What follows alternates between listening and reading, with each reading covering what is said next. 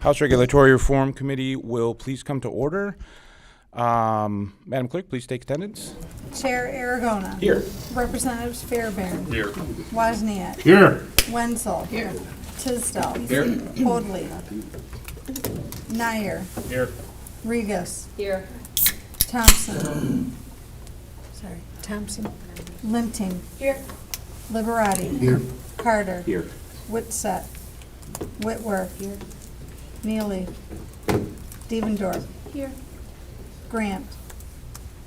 Mr. Chair, you have 12 members present. You do have a quorum. Great, thank you. And Representative Wozniak moves to adopt the minutes from last meeting without objection. So ordered. All right, we have a few bills to vote on from 2 weeks ago that we took testimony on. We'll wait for a few of the members to get here to vote on those. So in the meantime, we do have some testimony regarding some retail fraud that we'll be taking testimony on from Representative Harris, sponsored by Representative Harris and Representative Steckloff. So I'm going to invite them to come up to the table and give testimony at this time.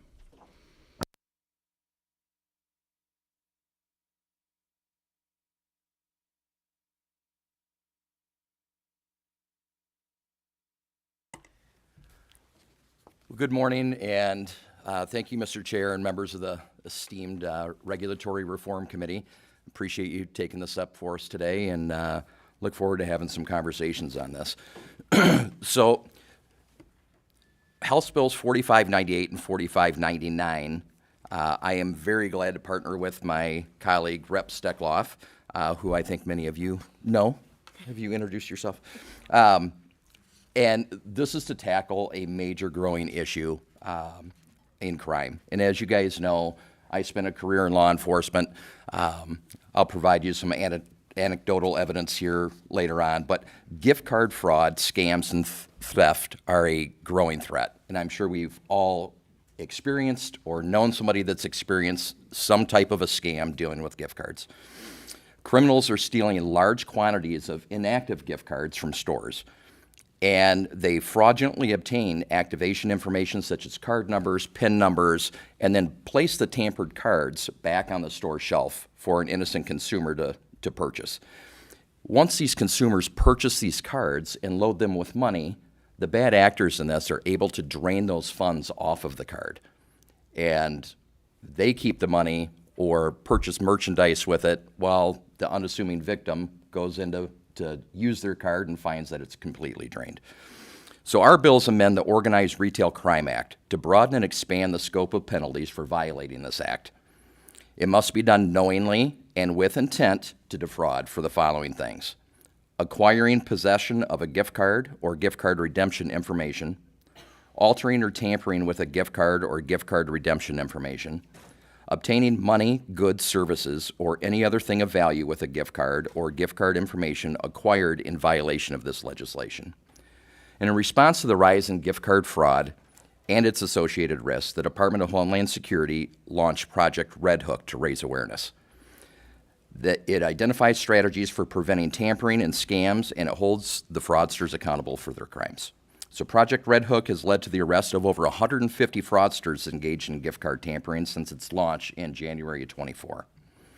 So 26 years in law enforcement, we have seen this type of crime progress, evolve, and we've seen everything from targeting of our senior citizens to other types of online scams, having people go and purchase gift cards in lieu of payment, and it's just this rampant fraud that just keeps expanding. And these bad actors are actually very crafty, and they keep coming up with new ways to do it. So we're trying to put a little bit more teeth in the law to discourage them and give the prosecutors more room to lock the people up for it and hold them accountable. So anyhow, with that, I believe Rep. Steckloff would love to talk to all of you and share her comments as well. Thank you, Rep. Harris, and thank you to the members of this committee for having us today. As you know, this is a massive issue, and it's one that kind of weighs on me a lot.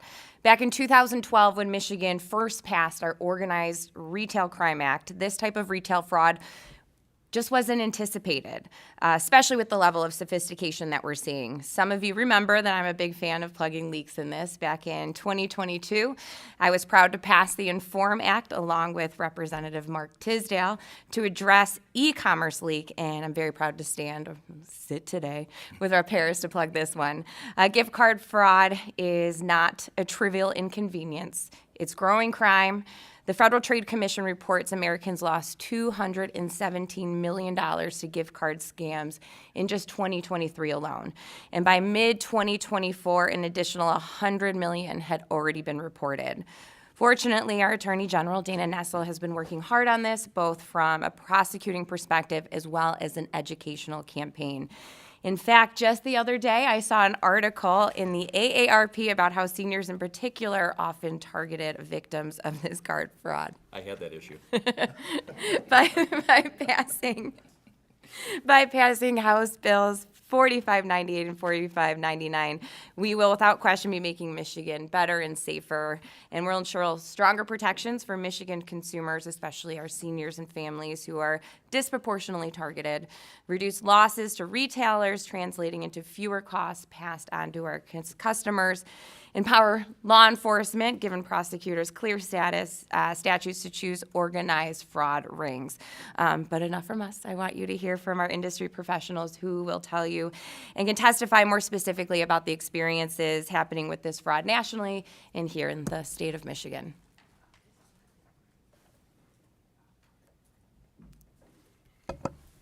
Thank you. That was a very abrupt stop, so kind of caught me off guard. But very well done. We'll go to questions now. Representative Wozniak. Thank you, Mr. Chair. Rep. Harris, with your experience in law enforcement, can we do anything on the front end to prevent the action altogether? Well, I mean, if laws completely prevented criminal action, I think we'd all be sitting in a really good place right now. However, yes, I think education is probably key.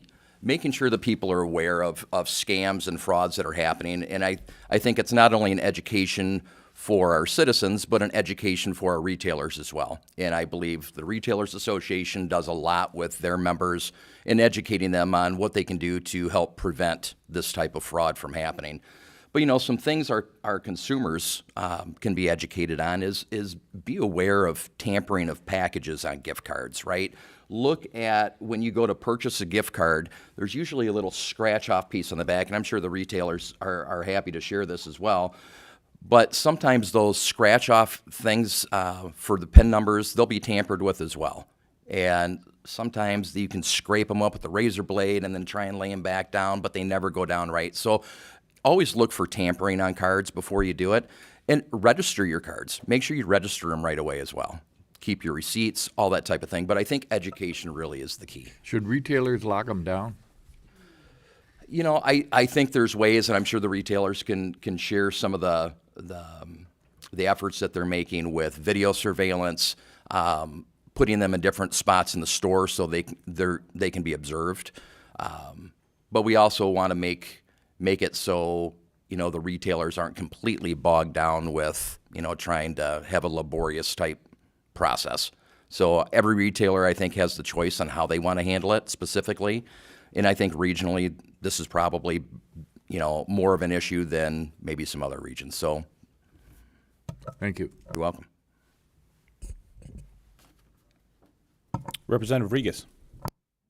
Good morning. And I missed that article in AARP. When I got my application, you know, in the mail, I threw it in the trash. So my question, and it's just because I didn't, you know, I don't want to accept that I'm 50.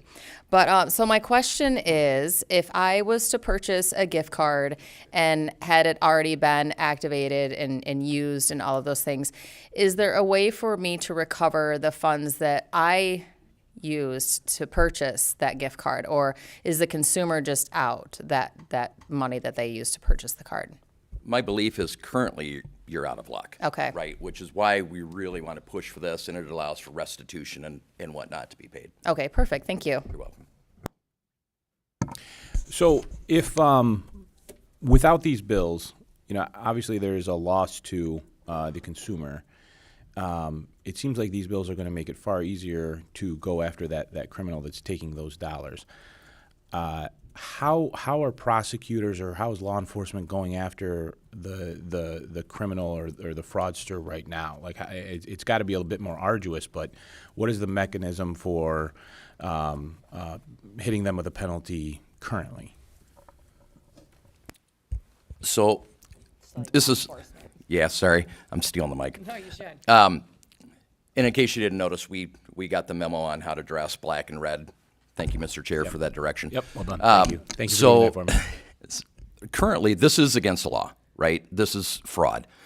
What we're finding, though, is there's huge rings that actually are organized crimes, right? They organize, and sometimes there's a handful of people that are bad actors in this crime ring. Sometimes there's hundreds. It's a very concerted effort to go in and make a lot of money on this. It's not just like one person walking into the store and deciding, oh, this would be a good idea today.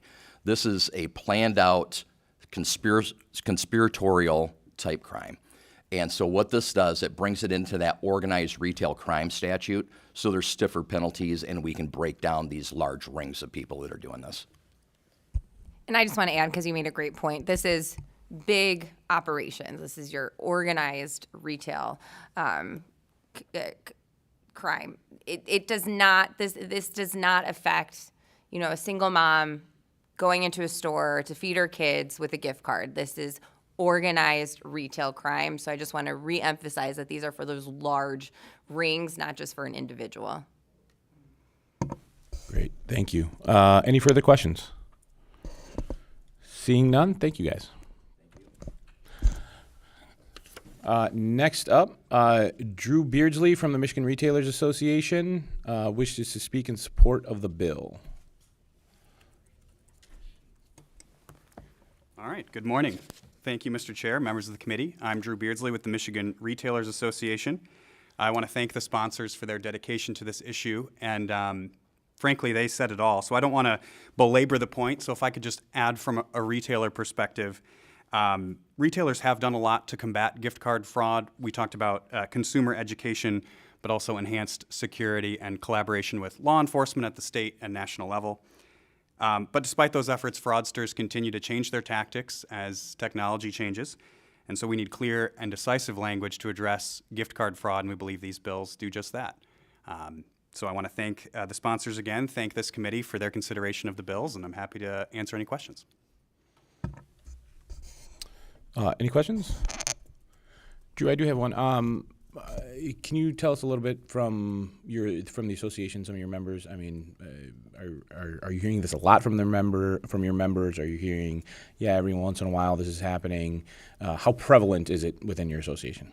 Yeah, two things on that. I mean, the first is that we see headlines almost every other week about some sort of investigation or someone was arrested or caught doing this under the existing statute, but definitely hearing it a lot from members. I think one considered portion of this is that a lot of victims either don't realize that they were the victim of a crime. They think, my grandma bought me a gift card, and by the time it got to me, it wasn't working. Maybe it was a dud, or maybe she didn't activate it right, or whatever it was. We don't automatically assume there was organized crime behind that interaction, and so I think that's partly clouding that universe of how much is going on.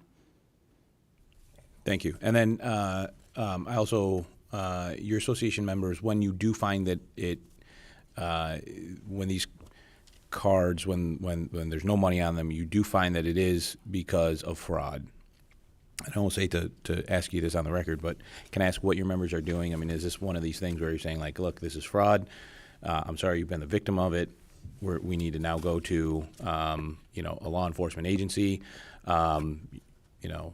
You're a victim of, you're taking it on the chin. I apologize. Or are your association members going, all right, look, we'll split it with you? I mean, what is, I guess, the modus operandi with some of your association members to, are they helping make whole? Are they not? Yeah, I mean, it's going to vary based on the size of the member also, but also, the customer should report that. I mean, as we said, if the customer doesn't report it, we don't know that it happened in many cases. And so I think it would be a store-by-store It may differ store by store, but I think from a customer service perspective, I think each retailer would want to make it right, whether that means working with law enforcement or finding a way to make the customer whole. Right. And if they are, I mean, that's tough for them because that's just driving up their cost, right? Yep, They're paying absolutely. for it twice. So, Representative Liberati has a question for you. Thank you, Chair. These cards are stolen from, say, my local Meijer, are they usually bring them back to the same store, or can they do what they do to them and take them to any other store and drop Yeah, them? it doesn't have to be the store that they stole them from. They could put it back on the rack in any retail store.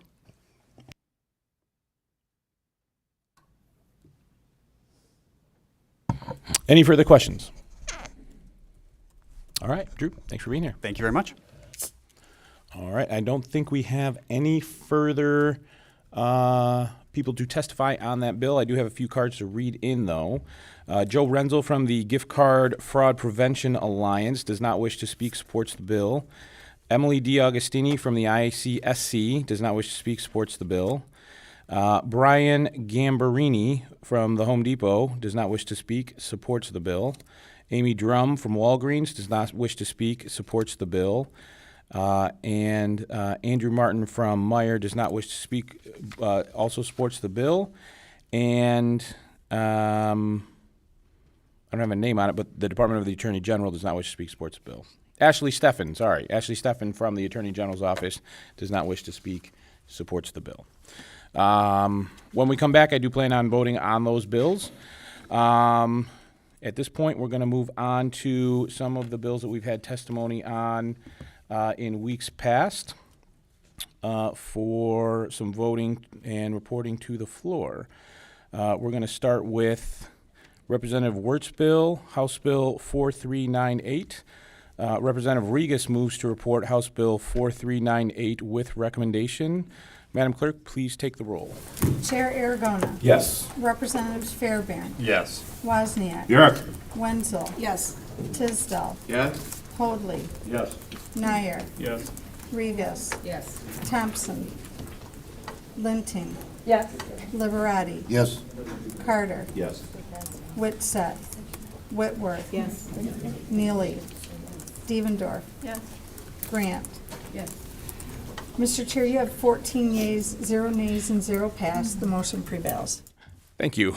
We will move on to House Bill 4549. Representative Fairbairn moves to report House Bill 4549. We do have one card. Nate Love from the Automotive Recyclers of Michigan does not wish to speak, supports the bill. And as I said, Representative Fairbairn moves to report House Bill 4549 with recommendation. Clerk, please take the roll. Chair Aragona. Yes. Representatives Fairbairn. Yes. Wozniak. Yes. Wenzel. Yes. Tisdall. Yes. Hoadley. Yes. Nyer. Yes. Regas. Yes. Thompson. Yes. Linting. Yes. Liberati. Yes. Carter. Yes. Whitsett. Whitworth. Yes. Neely. Devendorf. Yes. Grant. Mr. Chair, you have 15 yeas, 0 nays, and 0 pass. House Bill 4549 is reported with recommendation. Thank you, Madam Clerk.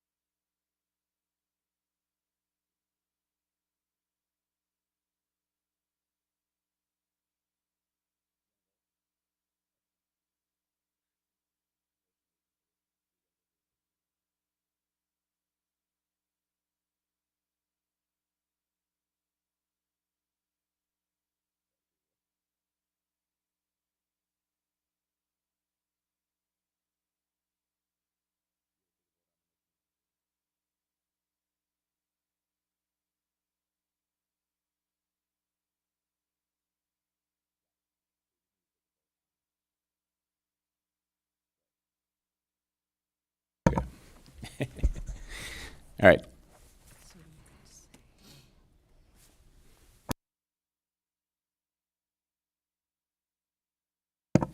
Representative Thompson moves to reconsider the vote on House Bill 4398. Madam Clerk, please take the roll. Chair Aragona. Yes. Representatives Fairbairn. Yes. Wozniak. Yes. Wenzel. Yes. Tisdale. Yes. Hoadley. Yes. Nyer. Yes. Regis. Yes. Thompson. Yes. Linting. Yes. Liberati. Yes. Carter. Yes. Witsett. Whitwer. Yes. Neely. Devendorf. Yes. Grant. Yes. Mr. Chair, you have 15 yeas, 0 nays, and 0 pass. The motion prevails. Great. And Representative Regis moves to report House Bill 4398 with recommendation. Clerk, please take the roll. Chair Aragona. Yes. Representatives Fairbairn. Yes. Wozniak. Yes. Wenzel. Yes. Tisdale. Yes. Hoadley. Yes. Nyer. Yes. Regis. Yes. Thompson. Yes. Linting. Yes. Liberati. Yes. Carter. Yes. Witsett. Whitwer. Yes. Neely. Devendorf. Yes. Grant. Yes. Mr. Chair, you have 15 yeas, 0 nays, and 0 pass. The motion prevails. Great. Thank you, committee. And finally, Representative Liberati moves to report House Bill 4042 with recommendation. Clerk, please take the roll. Chair Aragona. Yes. Representatives Fairbairn. Yes. Wozniak. Yes. Wenzel. Yes. Tisdale. Yes. Hoadley. Yes. Nyer. Yes. Regis. Yes. Thompson. Yes. Linting. Yes. Liberati. Yes. Carter. Yes. Witsett. Whitwer. Yes. Neely. Devendorf. Yes. Grant. Yes. Mr. Chair, you have 15 yeas, 0 nays, and 0 pass. House Bill 4042 is reported with recommendation. Thank you, Clerk. And Representative Hoadley moves to excuse absent members. Seeing no further business before the committee, we are adjourned.